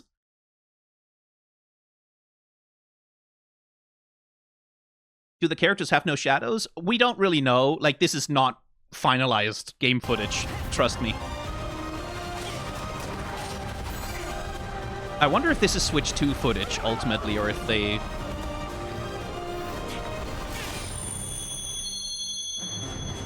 Because we don't really get to see anything of it. We don't, like, it's coming out on everything, right? It's actually coming... Oh, it's coming to Steam on launch. That's good. Thank God. I won't have to wait for a port. But they, like, in terms of what the game is about, in terms of anything that's going to be happening in it, we get nothing here. We get a little bit of gameplay footage from what could be essentially a demo world, right? Like... But in terms of plot, all we really get is... I hope it's Larxene, but I don't recognize the voice actor. The structure of this world is incredibly complex, right? The implication being that they've gone to the real world, which is more complicated than the Disney worlds that they usually inhabit. I don't know. At first, there were no manifestations of what we know as light and darkness, right? Which, again, if it's The World Ends With You world... Now I'm trying to remember the cosmology. I haven't played Neo Twiby yet. I haven't had time to get into it. But in the original World's Ends With You, Nomura was essentially sort of trying for a weird Christian cosmology-inspired idea of purgatory. Like, that's essentially what the conflict in The World Ends With You 1 is that your characters are dead and they have gone to purgatory, and now and there they have a chance to address, like, their alienation and their pain and their inability to connect with other people as a means to escape from it, right? Like, that's The World Ends With You being, and this is in English, it's a translation thing, but it's sort of a thematic statement of you have to reach out to other people and expand your world, because the fewer people you connect to, the smaller your world becomes. So it's like very much a thing about like you have to find connection and camaraderie and community with people in order to survive the alienation and the emptiness of the modern world. That's sort of the treatise that The World Ends With You is playing in, and it has this sort of quasi-Christian mythology, essentially, where there is effectively a god, and there are angels, and they are trying to figure out how can we reform humanity away from its own worst habits. Well, let's try a purgatory thing, which is what the death game in World Ends With You is essentially about. I don't know what they do to expand that in Neo Twevi. I guess I'm gonna have to play The World Ends With You Neo before Kingdom Hearts 4 comes out in order to fucking Right, so there were no manifestations of what we know as light and darkness, right? Like, so this is a world without Heartless, it's a world without this shit, and then once our guys, the Kingdom Hearts people, show up, the Heartless follow with them.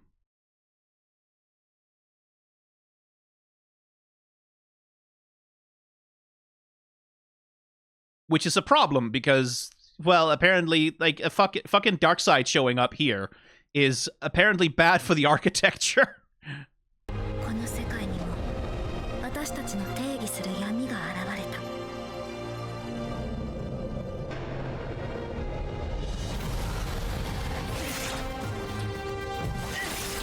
Yeah, 4K footage, as usual, being kind of slow on YouTube.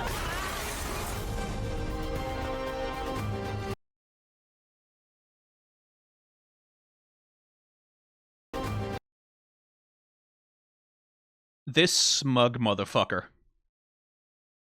What sort of antagonist are you? Again, it's this thing of like, if it was a normal Kingdom Hearts game, I would assume that all of this is just the first world, right? Like, this is World 1 of Kingdom Hearts. The gummy ship shows up, everyone fucks off, and we get to go and do normal Kingdom Hearts shit. That would be my assumption. But they're also introducing kind of a lot of characters here that I don't recognize from, like, The World Ends With You or whatever. So, and if you're putting a lot of characters in this opening world, that indicates that it's more important than just tutorial world. Yeah, I don't know, man.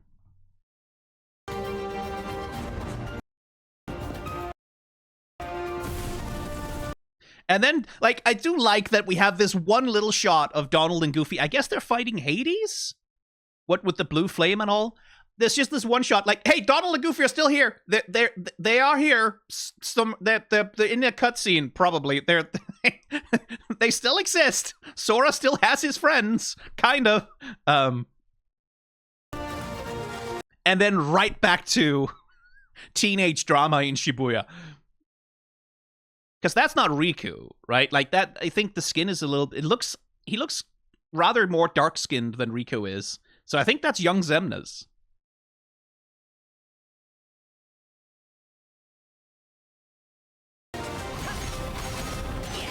Looks like Terraroth. I mean, yeah, but that's also young Xehanort. Not young Xemnas, young Xehanort. They're all Nort, right? Like, we have young Xehanort, we have old Xehanort, we have Terranort, we have Seeker of Darkness Ansem, and we have Xemnas. How many Norts do we have? We also have Riku Nort, because, like, occasionally when he's possessed by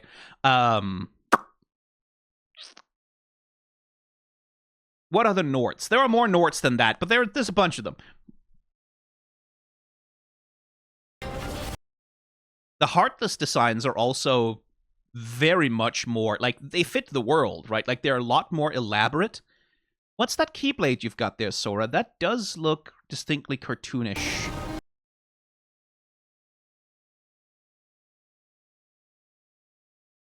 They still have something of the cartoony proportions of a Kingdom Hearts thing to them. Like the giant hands and the chunky sort of toy-like vibes of them.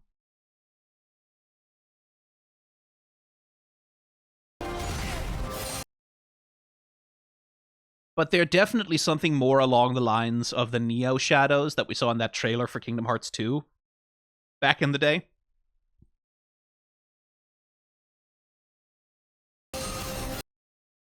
I will say, I don't really dig Sora's fashion here. Like, Nomura is usually very good about doing fashion design for Sora. I don't think that outfit is very interesting on him. It's just kind of baggy black pants and like a. He doesn't have the texture of the Louis Vuitton shit he was doing in Kingdom Hearts 3.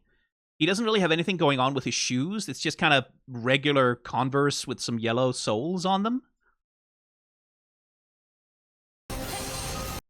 Again, Kingdom Hearts being what Kingdom Hearts is, like, the first thing that happens in Kingdom Hearts 2 is you get a new outfit, right? Same thing in Kingdom Hearts 3. So I wonder if this is just... Like, he's dripless at first, but then he meets up with some good fairies that give him an outfit that actually goes. Because insofar as Tetsuya Nomura fashion goes, this is kind of sauceless. And Nomura is usually a lot better than that at making an outfit pop. Like, say what you will about the Kingdom Hearts 3 fits, they had an aesthetic. This is again, it could be a thing where you get to purchase and equip outfit pieces over the course of the game that give you stat upgrades, especially if we are in the World Ends With You world, because that's how they do stat upgrades in the World Ends With You, is you put on cool outfits, right? And one of my favorite details about the World Ends With You is that in order for the male protagonist Neku to dress in feminine clothing, you have to raise his bravery. He has to become brave enough to put on feminine clothing, and that's some of the most powerful equipment in the whole game. So, like, it might just be a thing where you have to go and buy a better fit for Sora. Neko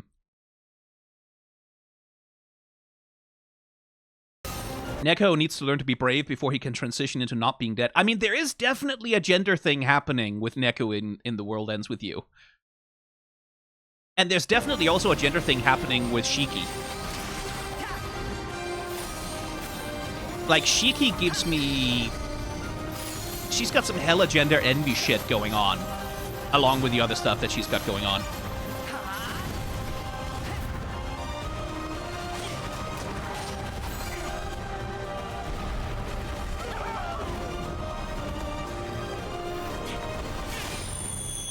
Because, like, Shiki's whole thing in The World Ends With You is that she has this intense envy of her friend, and she wants so badly to be like, feminine and be a woman in the way that her friend is.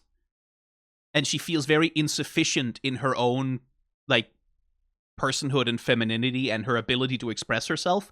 And so she ends up, like, literally taking on the look of her friend out of jealousy, which is like, there's some gender fuckery going on in there, right? Like, you can there's definitely like a sapphic reading of that, like that thing of like, do I want to be with her or do I want to be her kind of thing, but there's definitely also some gender shit. Hang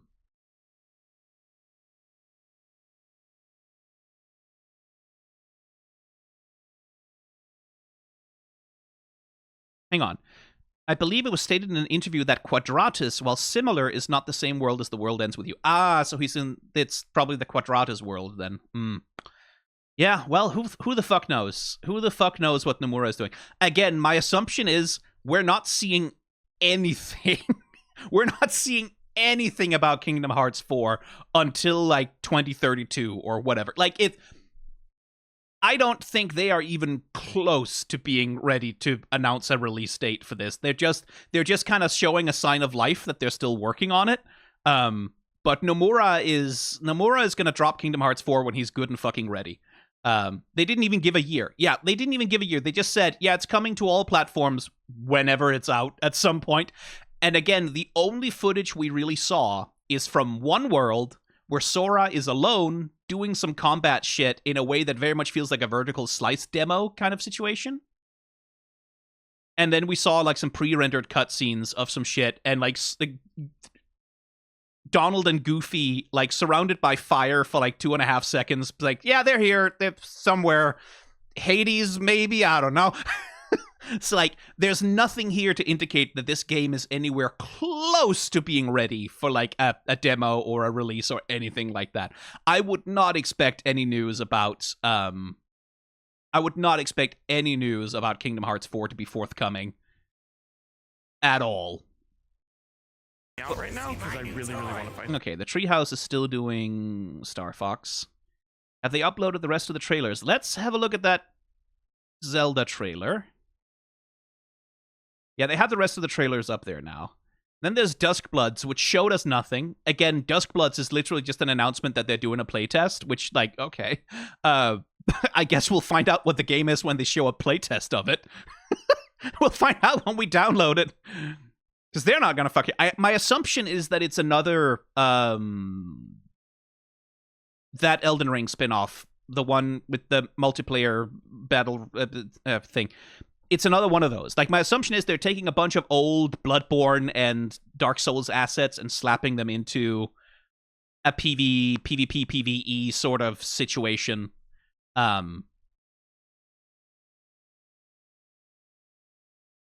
Actually, does Kingdom Hearts 4 look like it's using the Final Fantasy VII Remake engine? Maybe, kind of. Like, I wouldn't be surprised.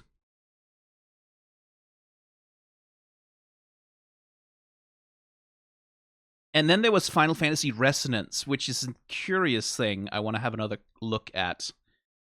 Switch Sports Resorts Resort, rather, is interesting. I'm really glad to see Muramasa escaping from the Wii. I'm very pleased with that. It's one of Vanillaware's prettier games. Like, because Vanillaware always makes games that are aesthetically very pretty, even if their character design is sometimes a little... I remember the homophobia bullshit they showed their ass with during Dragon's Dogma. But Muramasa is one of the ones that, like, it demonstrates more restraint from Vanillaware in many places, and it is, like, it's one of the prettier ones. Oh yeah, Vampire Survivors Jujutsu Kaisen game, because, you know, that's just a thing they can decide to do. We saw very little of Fortune's Weave. We mostly got, like, there's 4 playable characters, each of them have their own story arc, so that's the 3 houses thing, right? Is that we get we can choose 3 different characters, presumably we can recruit almost everyone, and then there's a plot resolution depending on which character. So they're doing the 3 houses thing there. But very little detail about what the fuck the game is actually sort of really about outside of there's a Colosseum and you get to make a wish.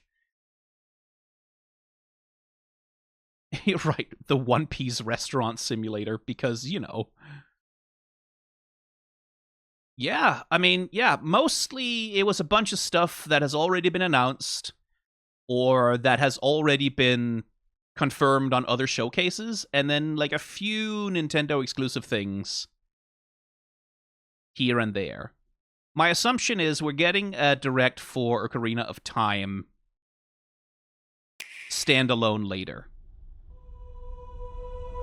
Long ago, there was a land called Hyrule, created by beings of supreme divinity. At the very edge of this kingdom, there lay a small forest. Within it, an ancient solitary tree. Cause, like, let me push forward here. Cause, like,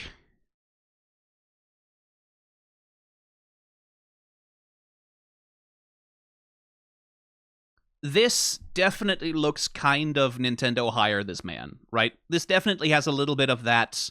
I remade The Legend of Zelda in Unreal Engine 5, and then we just turn all of the lighting effects on simultaneously without any sort of art direction for, like, it definitely has that look to it, but this is also just one shot of Link in his bed before he's about to wake up, presumably. So I don't know that I'll pass judgment based on that just yet.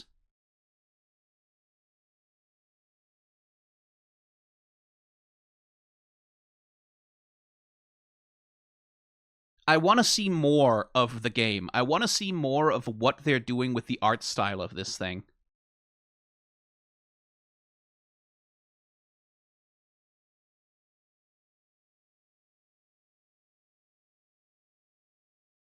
Because it definitely looks like they're taking some cues from Twilight Princess in terms of materials. Like, in terms of just the sheer amount of, like, texture and materials and shit they're putting on things. That is taking some cues from Twilight Princess, I think. The other thing I'm curious about is, like, this mural that they're showing off, right? Like, the Deku tree with the big beard made of roots. The little Kokiri with their peculiar proportions. And then, like, this illustration of Link which is sort of pushing a little bit towards the sort of Wind Waker style of rendering that we saw in the... Yeah, I wonder about the art style. Because I don't want it to just be Unreal Engine Legend of Zelda. I want it to do something that the Zelda series hasn't done yet. My assumption, though, like the assumption I have, and the assumption I'm working on, is that they're working on the Legend of Zelda movie. The Legend of Zelda movie is probably going to take some cues from Ocarina of Time, Breath of the Wild. Like, it's probably going to draw from those things. My assumption is that this is the game that they want to have out to release around or in conjunction with the Legend of Zelda movie, so that they have something that they can grab the movie fans and bring them into playing the video games by having a thing out that's like broadly appealing to Zelda movie fans. So my assumption is that the reason the game looks the way it does is because they want it to feel similar to what the movie ends up looking like. That would be my assumption of it anyway. That would be why they chose an art style like this. I want to see Kokiri Forest. I want to see Hyrule Castletown. Because one thing to remember, by the way, Ocarina of Time did kind of have... I wouldn't say it's a realistic art style, but especially in the pre-rendered backgrounds, right? Like, when you think of the Temple of Time, you think of Hyrule Castletown, those parts of the game where they use those pre-rendered backgrounds, they did have sort of a faux photorealistic approach to lighting and texturing and detail in those backgrounds. They were trying for that, right? Like, that was part of the ambition for what they wanted Ocarina of Time to be, and the Nintendo 64 obviously couldn't render that for the most part, but that seemed to be where the concept art kind of wanted the game to go. Whereas, like, with Wind Waker, they tried to break away from that really, really hard. They also broke away from it with Majora's Mask. Majora's Mask was very different in that was a game in which they embraced the limitations of the N64, right? That was a game that was very heavily cartoonish and stylized, and very heavily embraced, okay, these are the limitations of the 64, let's try and see what we can do with that, rather than trying to play pretend or affect the idea of any kind of realism, fully leaning into the cartoon world, right? So if they're doing Ocarina of Time, again, in my head, my assumption is that Majora's Mask would be on the table, but I wouldn't want Majora's Mask to be realistic in that way, because that's not what the original game was trying to do at all. Time for a new game. How racist will the Gerudo designs be? Yeah, they sort of run the gamut, don't they? Like, it is a thing in the Zelda franchise that they have that little touch of fantasy Orientalism in them that especially comes out with the Gerudo.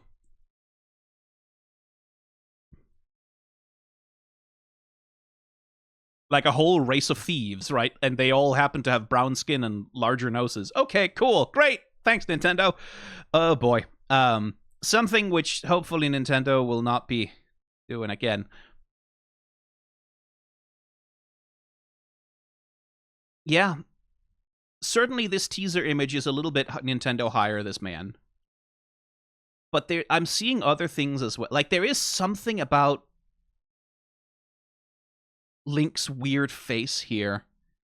There is something about the chunky proportions of it that maybe could be interesting. I want to see more. I'm not passing final judgment yet, but it is a very Nintendo hire this man first impression.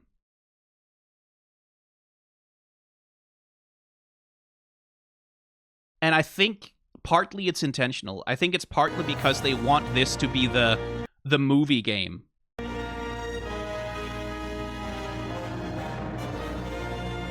I think they want it to be the movie game. So they're not doing anything like so they're doing something that aligns with like an assumption about what does an American movie-going audience want from a video game? Okay, let's go with that. That's my assumption. I hope it turns out more interesting than the trailer looks like. Now, Final Fantasy Resonance. The first Final Fantasy in HD 2D. Indeed.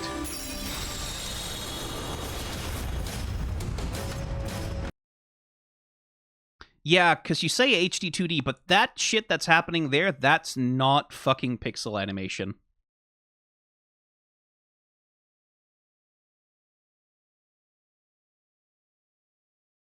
That is, to me, that looks like 3D animation with a bunch of shaders over it. Like, that's not 2D pixel animation. Final Fantasy returns to its roots with cinematic pixel art in a classic tale of crystals with a new twist. And, like, looking at what they're showing off here is that it's a greatest hits thing, right? So we have the world with crystals, and the crystals are shattering because of bad guy doing something as the evil empire, of course, there's there. And then it's fantasy, but then also there's also trains and shit, and there's also, like, an airship town that looks like Midgar a little bit.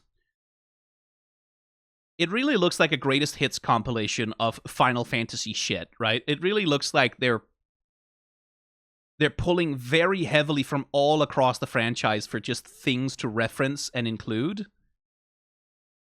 And then, like, a villain who's pretty obviously Garland, or like a sort of take off from Garland.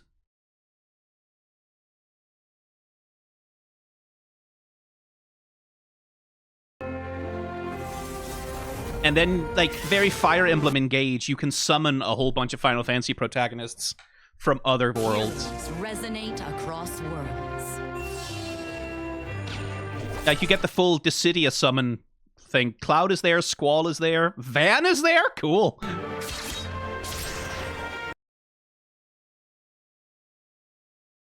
Bartz? Is that Bartz? I think it's Bartz. And Firion.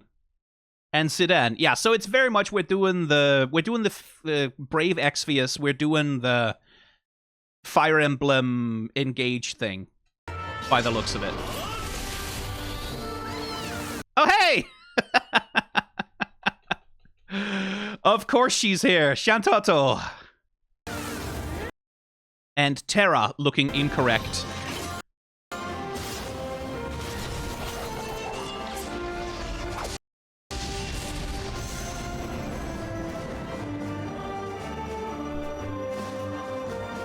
But hey, they did get Yoshitaka Amano to do the title illustration. That's something.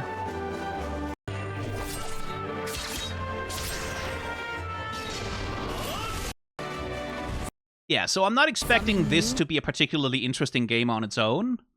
It's gonna be like a sort of fan service greatest hits compilation thing, where you get like all the cool stuff from the games, and then some generic fantasy storyline about evil empire doing bad crystal stuff, and oh, fight for my friends, kind of whatever. Buoyed up by a bunch of Final Fantasy references being shoved in there.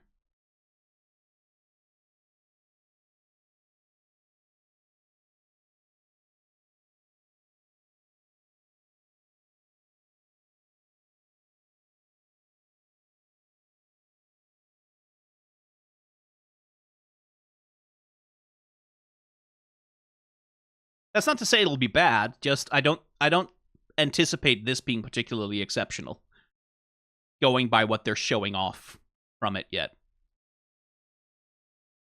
Okay, well, that was a pretty solid direct all around. Certainly the most interesting showcase we've seen so far during Summer Games Fest, the Summer Games Fest season. Because again, Nintendo, like, it's always weird with Nintendo, the shit that they choose to focus on, that they choose to spotlight. It's always kind of all over the place. And we fucking got Kingdom Hearts 4 news from Nintendo first. I can't get over that. I can't get over that. I sat there saying it. Wouldn't it be funny if the Switch Direct was the one where we got Kingdom Hearts news, and then they fucking did it! Like, they heard me! I cannot believe that this is where we get any new look at anything to do with Kingdom Hearts 4. Still, 10 years before we see the next bit of that game. Well, no, that's exaggerating. It's been a long time already. I don't think it'll be 10 years, but I think it'll be a while. Like, if Square Enix had any more specific details whatsoever to give about Kingdom Hearts, they would be giving them. Like, they would be saying 2028. They would be saying whenever, right? But they don't have it. They don't have a release date. They don't have anything to announce about it. Just, yeah, it's still being worked on. We're still doing it. It still exists. Please be patient. Sora and Donald are there, and Goofy is also there, and then a bunch of Nomura bullshit. Please wait for the game to come out. What's the next year that's a multiple of either 7 or 13? Yeah. Pretty much. I am happy to get Kingdom Hearts, like, all of them, not as cloud fucking games, but as actual playable proper video games on a handheld console. That's not it's still, I'm not lying, by the way. It is still the funniest thing in the fucking universe is Elsa running around and then Goofy being there.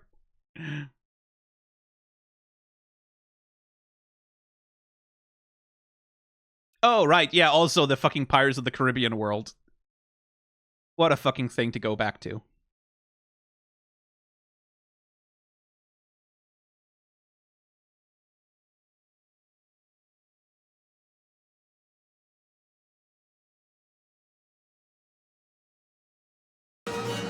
With you.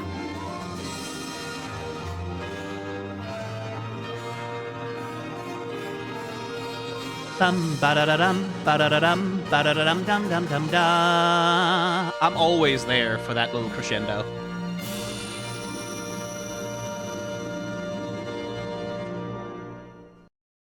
I'm always there for that crescendo. It's 2030 for 7 and 2028 for 13. Aha. 2028 seems reasonable. 2028 seems like a possible time when Kingdom Hearts 4 could release. I don't think that's impossible. But I would not expect to hear much about it, like, until they're actually ready to give a real release date. Well, that was a pretty good direct. That was fun. I had expected them to have a few more things. I was expecting to see a little bit more about... I was expecting them to spend more time on Fire Emblem, frankly, is I think is the main thing. I think the main thing I'm sort of missing is, could you have told us anything more about Fire Emblem at all? No, and my assumption is that Fire Emblem, either they're just going to drop it because, you know, or else it's going to get its own direct at some point to sort of show it off as a, depending on how big they want to make it, like, because Three Houses was a pretty damn big release, right? They gave Three Houses a lot of attention. And,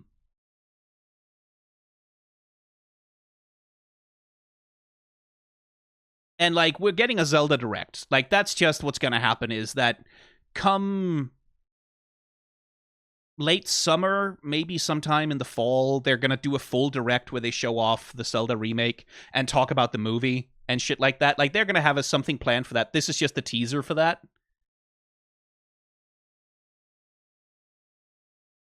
And then there was the Pocopia thing. Part 3.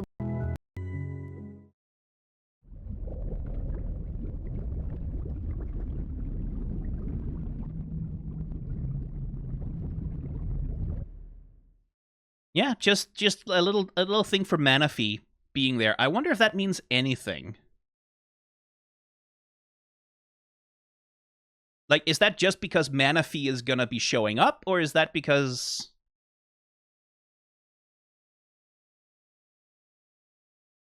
they're teasing, like, again, I don't really know how to parse this. Are these just, oh, there's a new town with some side quests in it and that's it? Or if they're actually gonna do, like, a full story expansion?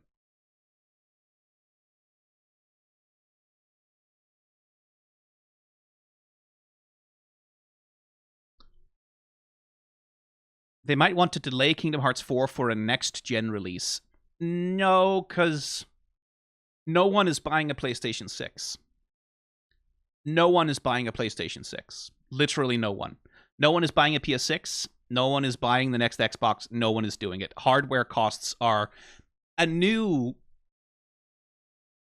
console could legitimately cost shit like $1,200 fucking dollars. the PS5 Pro is already closing in on 1,000, right? Like, new consoles, a new console generation is just not happening. Like, and Sony and Xbox have to know that it is literally not possible to start launching new consoles until hardware prices come down a lot. No one is buying a PS6. No one is buying an Xbox next gen whatever. No one is. That is not happening. So I don't think they'll delay Kingdom Hearts waiting for next generation hardware, because next generation hardware is not coming. And if it's coming, no one's gonna buy it. Like, it's not gonna see adoption. It just simply isn't. Even the fucking Steam Deck, like, raised its prices to be close to $1,000, right? Yeah, the PS5 isn't quite new though. Like, it's not. It is getting up there towards like the time when it would be normal to talk about the next console generation historically, but it's not normal. And like, there isn't really that much headroom to work with when it comes to promoting for a new console. How much better will the next gen be anyway? Yeah, that's the other thing, right? Like, it is. I mean, we've talked about diminishing returns for decades at this point, right? Like, we have always talked about, oh, graphics are as realistic as they ever need to get, and we never need to make the graphics more realistic after this. And then the next generation comes out, and it turns out there is actually more headway to make. Like, there is actually some more places you can go with graphics performance. But it is diminishing returns, right? Like, we are hitting a point where it's like, sure, you could make the game more realistic, but at some point it's not financially viable to develop games that look that realistic anymore, because it takes so much work effort, it takes so many people, and making that shit profitable in an environment without 0% interest rates is just not going to happen, right? The economics of it are really quickly starting to not make any fucking sense.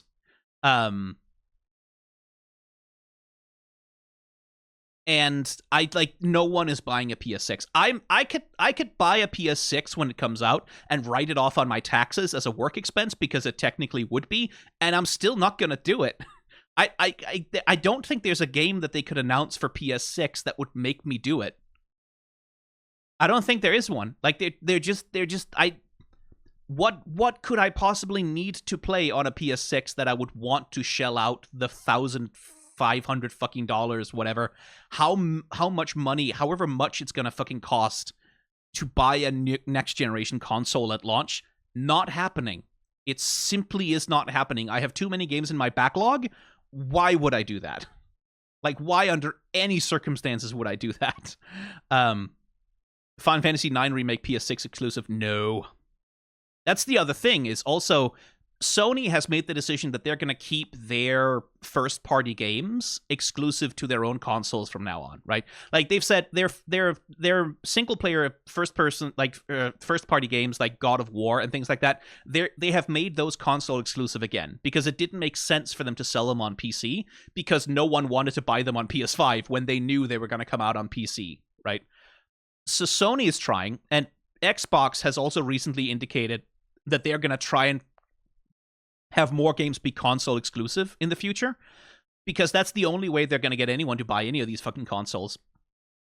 But the problem is, multi-platform is the norm, and most publishers, right, like Square Enix is not going to accept being made console exclusive to the PS5, right? Like, that's why Kingdom Hearts is launching on PC the same time as everywhere else, is because they don't want to accept that. They don't want to accept losing access to that much of the market in return for console exclusivity, which means that Sony and Xbox are going to be paying through the nose for that exclusivity. Like, any developer that they don't own, they're going to have to offer them a lot of money to make their thing exclusive to one console. So the economics of it are just, like, the economics of the games industry are fucked, and they've been fucked for a long time. But the rise of, like, this data, like, this hardware crunch that's coming from the AI industry has really brought it into sharp relief just how fucked the economics are. So, yeah. Anyway.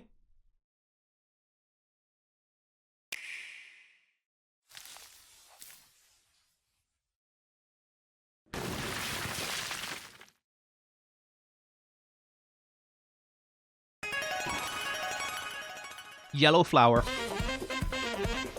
I cannot believe that Tobias Foxington got away with the fucking yellow flower.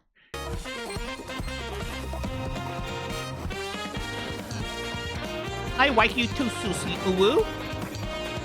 Unironic uwu from Ralsei. Oh my god.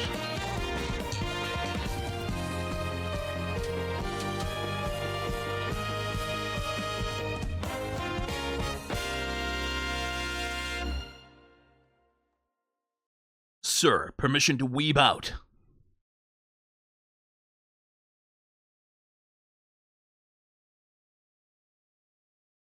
Permission granted. It's gonna be the Asgore chapter. I swear to God, Toby, if Asgore has a final attack that involves him driving a car, I am finding you with a rock.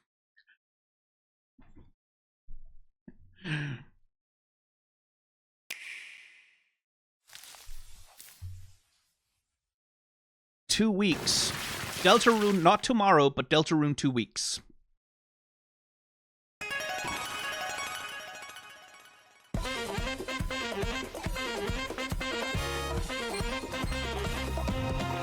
And we got nothing about Silksong anywhere during any of the things in Summer Games Fest.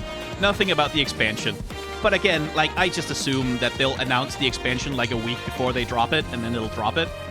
And bring down Steam, presumably, again.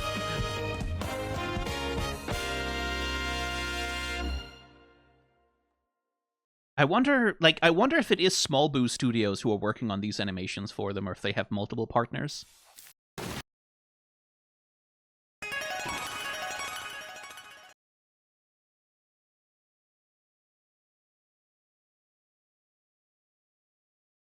Fucking yellow flower. Like, for fuck's sake, Toby!